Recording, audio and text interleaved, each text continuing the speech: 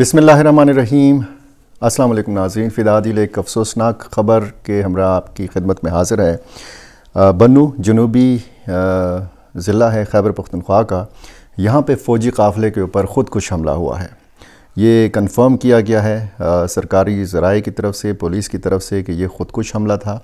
और ये फ़ौजी काफ़िला जो है ये डुमेल का इलाका है, यहाँ पे बताया जाता है कि इंडस हाईवे के ऊपर ये पेशावर या कोहाट की तरफ से बन्नू आ रहा था जब इसको निशाना बनाया गया और एक पुलिस चौकी को भी उड़ाया गया है बारूदी मवाद के ज़रिए।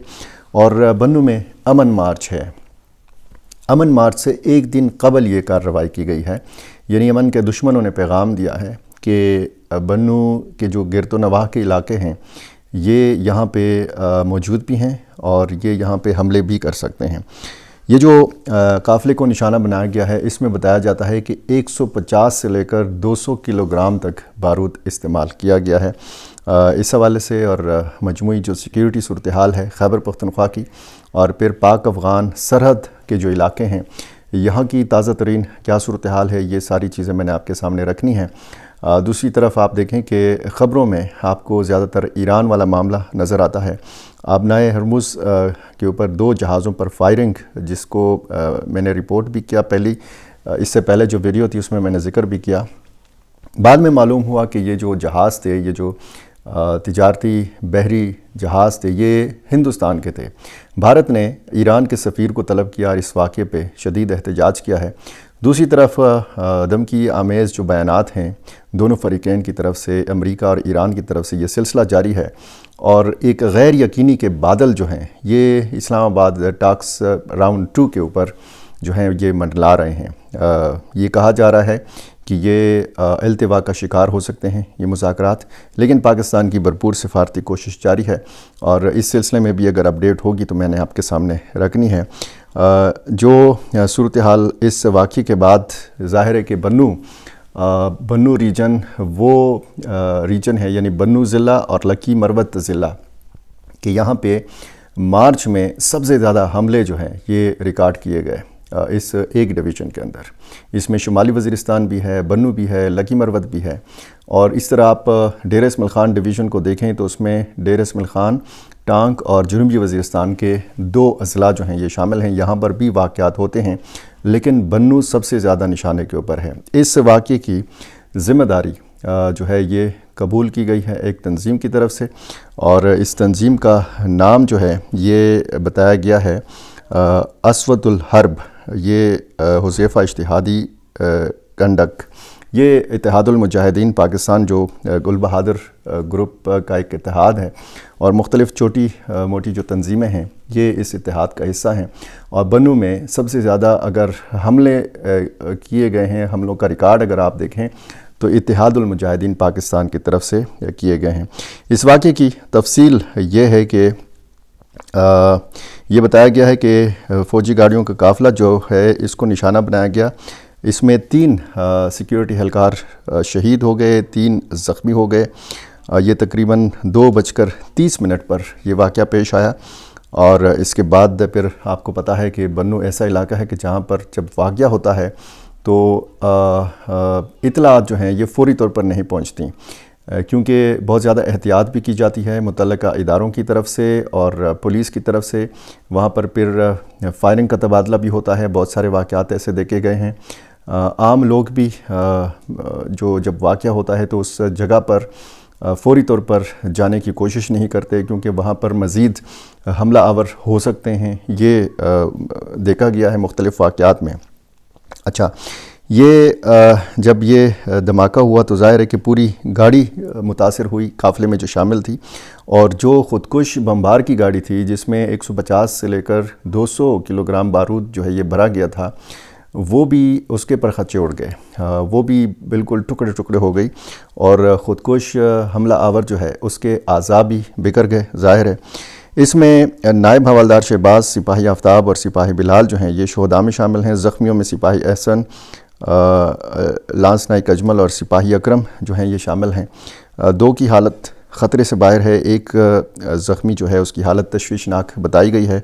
मकामी जो अस्करी अस्पताल है यहाँ पे पहुँचाया गया है और اس علاقے میں فوری طور پر جو ہے یہ بتایا گیا کہ جی اس کو گھیرے میں لیا جا چکا ہے، سرچ آپریشن شروع کیا جا چکا ہے، اور یہ بھی بتایا گیا ہے کہ انڈس ہائی وے پر ٹریفک جو ہے یہ کچھ وقت کے لیے معطل رہی، کیونکہ ظاہر ہے کہ بڑا واقعہ ہوا تھا اور اس کے فوراً بعد پھر یہ صورتحال پیدا ہوئی ہے۔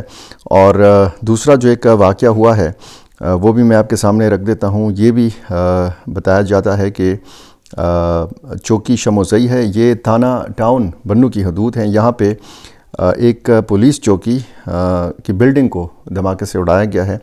تقریباً 2-3 سال قبل یہاں سے نفری کلوز کر کے اس چوکی کو خالی کیا گیا تھا، یہ بتایا گیا ہے، اور اس میں جو ہے اس علاقے میں مختلف جو پاکستانی ملیٹنٹ گروپس ہیں ان کے لوگ یہاں پہ موجود ہیں، ان کی موجودگی ہے، یہ سرکاری ذرائع نے بتایا ہے۔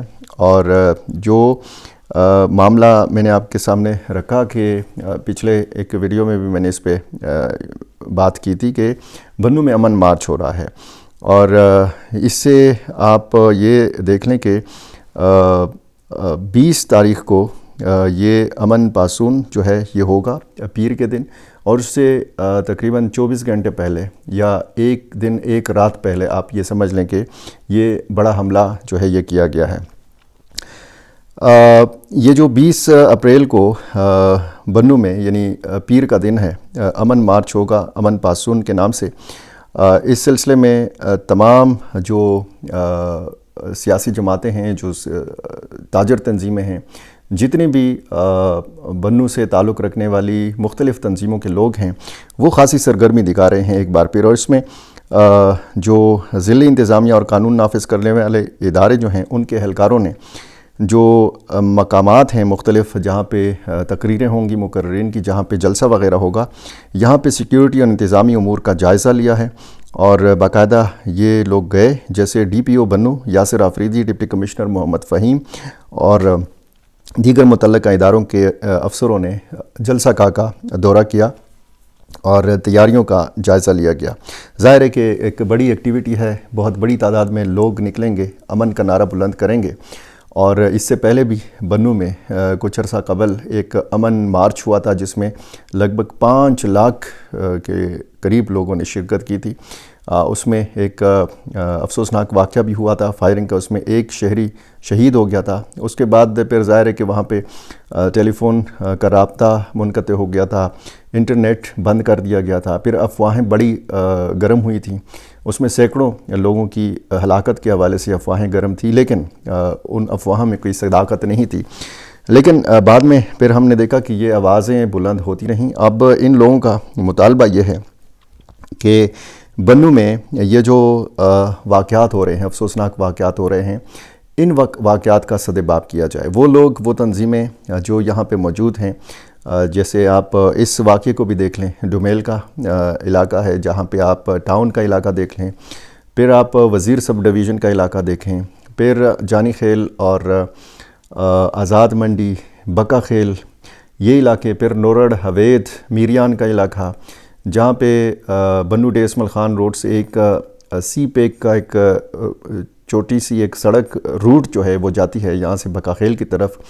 یہ وہ سارے علاقے ہیں کہ جہاں پہ بہت زیادہ ملیٹنٹس ہیں، ملیٹنسی ہے اور واقعات ہوتے ہیں۔ یہ لوگ نکلتے ہیں، یہ سڑک پر گشت کرتے ہیں، یہ گاڑیوں کی تلاشی لیتے ہیں، سرکاری ملازمین کے کارڈز چیک کرتے ہیں۔ اغوا کی بہت بڑی وارداتیں یہاں پہ ہوئی ہیں، اور پچھلے دنوں 3 افراد کو اغوا کیا گیا تھا، شاید پولیو ٹیم کا وہ حصہ تھے، ان کو پھر بازیاب بھی کرا لیا گیا۔ اس طرح بہت سارے واقعات یہاں پہ ہوتے ہیں، اور بنوں میں آپ کو یہ بار بار بتا رہا ہوں کہ بنوں میں اتنے زیادہ حملے کیوں ہوتے ہیں۔ بنوں خیبر پختونخوا کے جنوبی اضلاع میں وہ ضلع ہے کہ جس کی باؤنڈریز جو ہیں یہ شمالی وزیرستان کے ساتھ بھی اور جنوبی وزیرستان کے ساتھ بھی لگتی ہیں۔ دوسری طرف لکی مروت، اور اس طرف اگر آپ دیکھیں تو ٹل کا علاقہ ہے، اور پھر یہاں سے راستے جاتے ہیں کرم کی طرف بھی، ہنگو کی طرف بھی۔ تو یہ بنوں کی جو ایک جغرافیائی حیثیت ہے، تو اس کی وجہ سے شاید یہ جو مختلف تنظیمیں ہیں ان کے لیے بڑا آسان ہو جاتا ہے کہ یہ بنوں میں آئیں یا بنو میں جو گرد و نواح کے علاقے ہیں یہاں پہ ان کے ٹھکانے بھی ہیں اور یہاں پہ آ کے حملے کریں. تو یہ افسوسناک واقعات ہوئے ہیں. اپڈیٹس میں نے آپ کو عالمی خبروں کی بھی دینی ہے, افغانستان کے حوالے سے بھی بات کرنی ہے, لیکن چونکہ یہ بنو میں اور خیبر پختونخوا میں پاکستان میں ایک بہت بڑا حملہ کیا گیا جس کو آپ نے شاید ٹی وی چینلز پہ نہیں دیکھا ہوگا, اس کی تفصیل میں نے سوچا کہ میں آپ کے سامنے رکھوں. میرا چینل آپ نے ابھی تک سبسکرائب نہیں کیا تو یہ کر لیجیے, مجھے اپنی رائے سے ضرور نوازا کیجیے. بہت شکریہ.